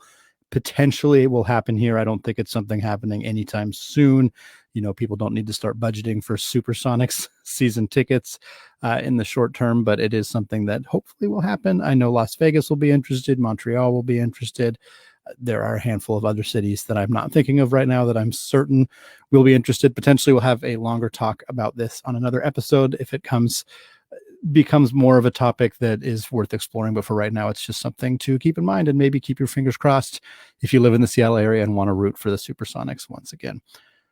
Next up, Seahawks. So they won against the Washington football team. 20-15 was the final score. It wasn't really that close until the end. Classic Seattle cardiac kids in a way. For those of you who don't know, I also covered the USC Trojans for Trojans Wire through USA Today. And so I watched every minute of USC football this year and most minutes of Seahawks football this year. And it has aged me. If I had hair, I would have lost it watching these two teams play. I don't really have a strong rooting interest for USC, which I think made it easier because they did not make anything easy this year. But I think my experience of watching the Seahawks, not only this year, but for the last couple of seasons closely as a reporter for the team, they're never easy. They're rarely easy to root for. I shouldn't say never, because we had the Jets game last week, which was really nice to not have to watch the fourth quarter of a football game while tearing your hair out. So this was another one of those games where they never put them away. You know, I mean, I almost said it. The Washington football team did not score until 6 seconds left in the second quarter, yet Seattle still had only managed a 13-point lead at that point. They had the two field goals from Jason Myers. They had the 10-yard touchdown to Jacob Hollister. So the offense just had never really got going. And then in the third quarter, Carlos Hyde ripped off that amazing 50-yard run, which was really fantastic. And then you had a 20-3 lead. So even though the offense still hadn't done anything and frankly finished the game not really having done anything, you had to feel pretty good as a Seahawks fan. Like, okay, we're up 20-3 against a team with Dwayne Haskins at quarterback and a team that hadn't really put anything together. But then, of course, the defense, which had been asked to do so much all game. I don't want to blame the defense. It's not their fault. But they, the Washington was able to score 2 touchdowns. Peyton Barber scored a 1-yard touchdown on a 14-play, 96-yard drive. I mean, that is just brutal. And then J.D. McKissick, former Seattle Seahawk, a guy that I know a lot of people hoped or wished that the Seahawks were able to keep, and they were not. And then he scored on a 6-yard pass from Haskins on a 11-play, 64-yard drive. And that's the thing is, like, if you're going to a 14-play, 96-yard drive early in the fourth quarter, and then the offense that's a situation where the offense needs to run a lot of time off the clock, and they weren't able to do that. They ran a few minutes, and then the Washington was able to get the ball back. And at that point, the defense is just gassed. I mean, that's 2 10-plus play drives. I mean, that's really, really hard to task your defense to try to make stops in those situations in the fourth quarter. You cannot blame them. I thought that the defense played pretty well for the most part. Again, it's not a very good offensive team. But Bobby Wagner had an incredible game, 13 tackles. Jamal Adams had another sack because he's like the greatest pass rusher in franchise history in one season. It seems like he's been an absolute revelation this year. Alton Robinson, LJ Collier, Carlos Dunlap all got sacks as well. So they did a good job of getting to Dwayne Haskins. He also threw the ball 55 times, which is absurd. We knew going into this game that Washington was going to throw the ball a lot, but my word, I mean, I would too. If I was playing the Seattle Seahawks, like even with the defense having played a lot better over the last month or so, they're still really susceptible to particularly short passing games. And that's what we saw here. We were talking about a guy, Thomas for Washington, had 13 receptions for 101 yards. Scary Terry McLaurin, 7 for 77 yards. McKissick coming out of the backfield had 9 receptions out of the backfield. I mean, that's just a coaching staff that figured out how to exploit the weakness that Seattle has had all year. I've talked about it, and any other person, if you just throw a penny towards a Seattle beat reporter, they will be discussing this topic. It's so prevalent that Seattle's playing this soft zone defense and allows opposing offenses to make quick passes, typically horizontally, that can gain 4 or 5 yards at a time. And it's really, really difficult on a defense to have to continue to defend that. And while, the Seahawks have great linebackers, incredible linebackers, one Hall of Famer, one very unheralded potential Hall of Famer in KJ Wright, Jordan Brooks has looked pretty good. They have a good group of linebackers, but you're asking way too much of them to try to cover with the way that this defense plays. And you saw it in this game. You saw them get a little gassed. You saw the offense never really get it together. This was not a strong performance from Russell Wilson. We haven't seen a lot of strong performances from Russell Wilson lately. 18 for 27 in this one, only threw for 121 yards. He had the touchdown to Hollister. He also had that really critical interception later in the game. Just frustrating. It's frustrating at this point. Russ, it's frustrating for Russ too. It's not just frustrating for us. He did do some damage on the ground, which was really nice. He carried the ball 6 times for 52 yards, including that epic 38-yard run in the game as well. So nice to see him do well. Really nice to see Rashad Penny on the field. He only got 2 carries. I didn't expect to see a lot of him, but I'm glad that he's healthy. I think he's a guy that will hopefully ramp it up a little bit more. They don't have a good third running back. DJ Dallas and Travis Homer aren't really those guys. Homer's been hurt for a while, and they needed somebody else to step up into that role. And Carson and Hyde looked pretty good in this one. It wasn't Carson's strongest game, but he still had 63 yards on the ground. He still had a pair of catches as well. Hyde obviously only had those 2 carries, but he had 55 yards because one of them went for 50, and he had the touchdown as well. So I think this wasn't the best Seahawks game by any stretch of the imagination, but it was a win, and they are 10-4. And more importantly than that, the Los Angeles Rams fell to the New York Jets, the same New York Jets that were 0-12 or 0-13 coming into the game, the same New York Jets that the Seahawks absolutely pummeled the previous week, the same New York Jets that really basically tried to lose against the Las Vegas Raiders 2 weeks ago when they ran an Engage 8 defense, left Henry Ruggs open for a game-winning touchdown from Derek Carr against the Raiders. Yet here we are here we are with the Jets knocking the Rams out of first place in the NFC West with a 23-20 victory. Sam Darnold, Trojans, USC Trojans. Maybe it was a big favor to Pete Carroll. He was giving him a little gift. He had 22 completions, 207 yards, and a touchdown. That's not great, but you know what? That's like the best game of Sam Darnold's season. I don't even think it's even close. That's very clearly the best game of Sam Darnold's season.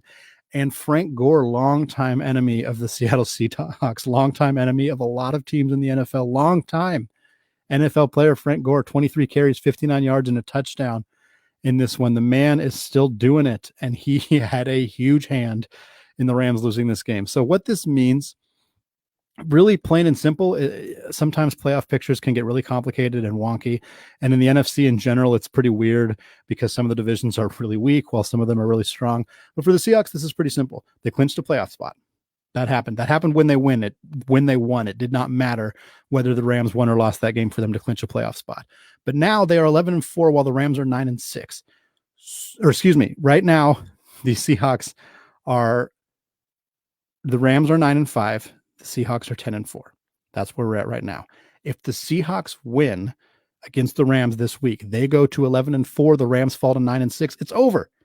It's done. The Seattle Seahawks are your NFC West champions in a season where that seemed like basically a foregone conclusion for a while. And then it seemed like, oh my God, this team's not even going to make the fucking playoffs because of how poorly they were playing.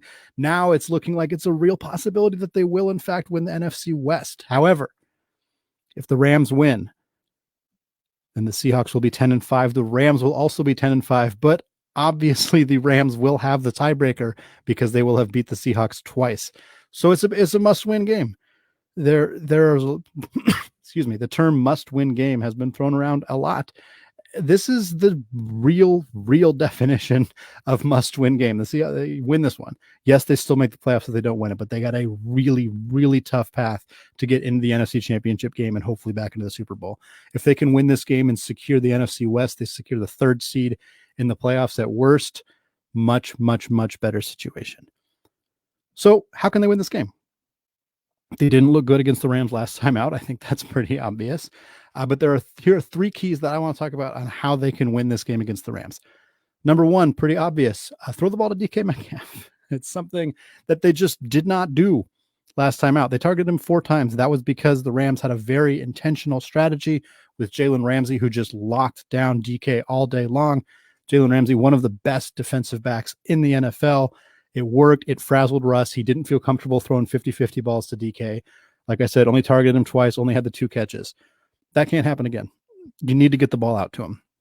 Whether it's schematic changes that force Ramsey off of DK, whether it's different route patterns for DK to get him open in shorter yardage situations potentially and let him try to get yards after the catch, whatever it may be. I don't know exactly how they can do it, even if it's like weird end around stuff that they haven't really done. I'm not saying that they should do that, but they need to get creative. Find a way to get the football in DK Metcalf's hand because he's their best playmaker by a landslide. He's one of the best playmakers in the NFL. And as good as Russ is, he's been playing poorly, but even as good as Russ is at his best, he needs DK Metcalf to win football games against teams like this. And they cannot win a football game with him only getting 4 targets. Next one is get the run game going. Last time they played each other, they didn't have either Carlos Hyde or Chris Carson or obviously Rashad Penny. Ideally this week, they will have all 3. Last time out, Russell Wilson was the team's leading rusher with 8 carries for 60 yards. Second was Alex Collins with 11 carries for 43 yards and a touchdown. Obviously, as no disrespect to Alex Collins, but the Seahawks will be more than happy to go into this game with Carson Hyde and Rashad Penny, all as options. You may remember that Rashad Penny absolutely torched the Rams a few years ago. So hopefully that's something that we can maybe unleash him a little bit. I don't know if he's going to play a ton, but he'll be an option. And obviously Carson and Hyde will be options as well. The Rams have a good run defense. You know, they obviously are really stout up front, but being able to put the ball on the ground effectively, it tires out the defense. It runs clock, all that stuff that we know that running the football, the reason that Pete Carroll has been so insistent on running the football for the last 10 years. I'm certainly more pro analytics and pro pass heavy offenses for the most part, but the Seahawks need to be able to run the football effectively in this game. And hopefully having those guys healthy will allow them to do so. And the next one's forced turnovers. The Rams only had 1 turnover last time, a fumble from Jared Goff. They did not force it. They did not get any interceptions. They did not force additional turnovers. They need to do that in this game. Jared Goff is one of those guys who seems to have a Hall of Fame career against the Seahawks, but has been remarkably beatable pretty much every other team that he faces. He wasn't very good against the Jets. He completed 22 of 34 passes for 209 yards, threw for a pair of touchdowns, also threw an interception in that one. The Seahawks need to figure out a way to stop Jared Goff. That's a weird sentence to say out loud because Goff has proven very beatable by the rest of the league. But whether it's Sean McVay, whether it's Goff himself, who knows? There's some kind of magic there where he seems to always play well. And if the Seahawks can force him into a turnover or two, that's going to help this game go in Seattle's way a lot more than it would in the other way. All right, I do want to talk a little bit about the Blazers, so I'm going to skip some of the other Seahawks stuff I was going to talk about. We'll just kind of rapid fire through them. Josh Gordon officially added to the team's 53-man roster. Penny Hart was waived to make room. Don't know exactly what his role is going to look like in this first week, how much we're going to see him. They said that they could see him. They were pretty vague about that. Gordon is the guy that I really like. I think he could be a great kind of third down possession type receiver for the Seahawks. That's the role that he had really briefly for them last year. I spoke about it with Mara Dooley last week on the episode. If you want to go back and find that on Twitter or on the Worldwide Sports Radio Network's website, you can. We kind of talked about that. And also Greg Olsen might be able to play. We'll kind of know more as the week progresses, but that's another nice little option for the Seahawks who haven't used their tight ends much this year, but having another guy like Greg Olsen on the field certainly cannot hurt. And lastly, before we go to a quick break, 7 Seahawks were added to the Pro Bowl, a game that will not happen this year, but it's still an honor to be named. 7 is a franchise record, so that's pretty cool for Seattle. The 7 were Russell Wilson, DK Metcalf, Bobby Wagner, Nick Bellore is a special teams contributor, Tyler Ott, the long snapper, Jamal Adams in the secondary, obviously, and Quandre Diggs, his partner, as the safeties. Great group. Obviously, Nick Bellore and Tyler Ott are probably not people that you would guess in future Sporkle quizzes when trying to remember all of the Seahawks who made the Pro Bowl in this season. But I bet you'd guess Michael Dixon, and it's rather surprising that he did not make the team this year as the punter. He's had a fantastic year. He's had arguably a better season than he did as a freshman or as a rookie, and he was a Pro Bowler that year. So a little surprising to not see him there. Again, in years past, you'd think, well, maybe he'll be an alternate or maybe he'll be a guy who makes it at the last minute. And there's not a game, so I don't think that changes like that are going to happen. So Michael Dixon is just not a Pro Bowler for the 2020 season. A bit of a bummer, but I suspect that he will be a Pro Bowler in future years and is a integral part of this team's plan going forward. All right, I'm going to take another quick break, but when I return, I'm going to discuss the upcoming NBA season, what to expect from your Portland Trailblazers while we wait for potentially the Seattle Supersonics, which would give me another team to talk about. Always happy about that. I'm also going to analyze some over and under betting lines as the season gets ready to tip off.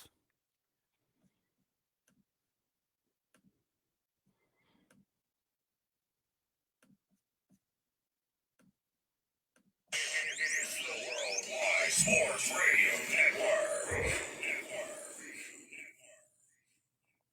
Do current market conditions have you nervous? Our experienced team of financial professionals at Heritage Harbor Financial Associates understands that no two investors are alike. We all have different goals, needs, and appetites for risk. That's why the one-size-fits-all approach does not work, especially when planning for retirement. At Heritage Harbor Financial Associates, we analyze your unique investment style so that you can work toward your individual retirement goals on your terms. Heritage Harbor Financial Associates can help you take steps to reach your retirement goals by providing a wide array of financial products to fit your needs, even for the risk adverse. Give us a call at 631-331-6599 to learn more or to set up an appointment with one of our financial professionals. You can also find us on the web at hhfa.org or on Facebook at facebook.com/hhfa.org. Our number again is 631-331-6599. That's 631-331-6599. Investments in stock, bonds, and mutual funds and variable annuities are not FDIC insured and are subject to fluctuation in value and market risk, including loss of principal. Heritage Harbor Financial Associates offers securities through AXA Advisors, LLC, New York, New York. Member FINRA, SIPC, annuity, and insurance products offered through AXA Network, LLC. Edward Lehman has been a trusted insurance advisor for over 16 years with insurance solutions for auto, home, commercial, life, and retirement. He's located at 54 Sunnyside Boulevard, Suite H in Plainview. That's just 1,000 feet south of 495. Local agent, local advice. The time to think about insurance is before you need it. So do yourself a favor, and before you pay your next insurance bill, give Ed and his team a call,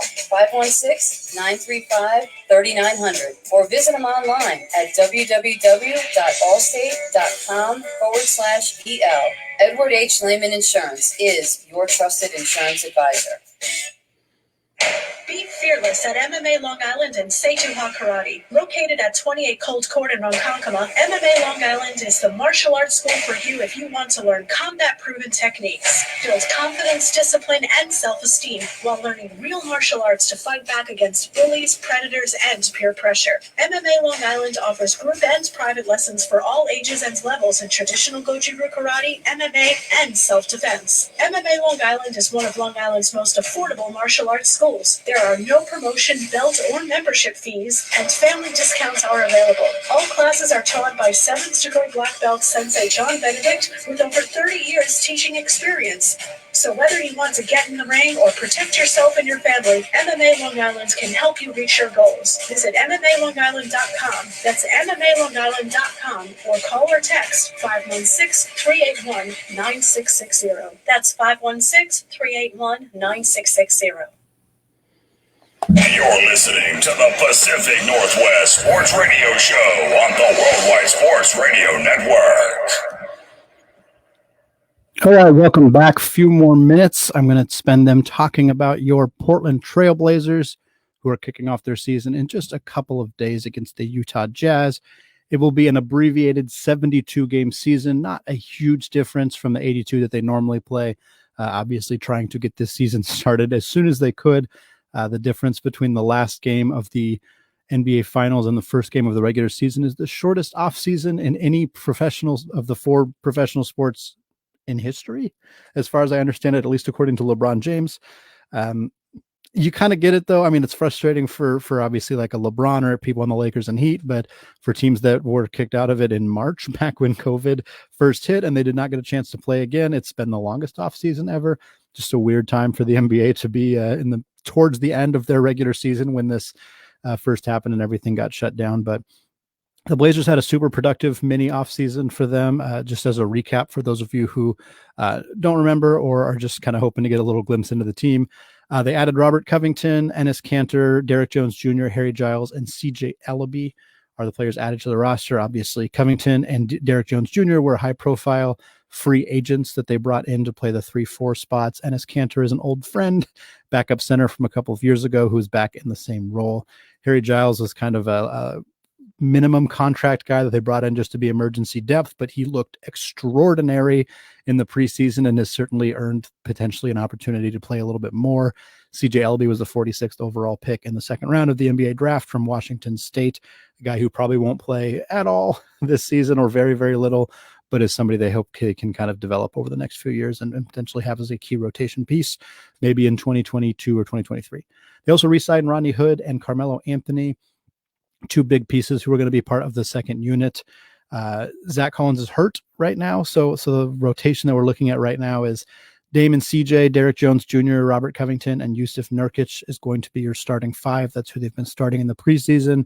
That's who Coach Terry Stotts has said is going to be the starting lineup. Your bench unit, I think the 4 who are going to get a lot of rotation minutes are Gary Trent Jr., who looked incredible in the bubble last year, Rodney Hood and Carmelo Anthony, like I mentioned, and then, of course, Enes Kanter. And then the rest of the roster fills out with Anthony Simons, who I think is out of the rotation right now, but is probably your backup point guard when they're not playing CJ at the 1. Nasir Little, who I don't expect to see very much of this season, Collins, Giles, and then, of course, CJ Ellaby and Keljin Blevins, the 2-way player that they signed mostly as a solid for Damian Lillard because he is his cousin and otherwise doesn't look much like an NBA player.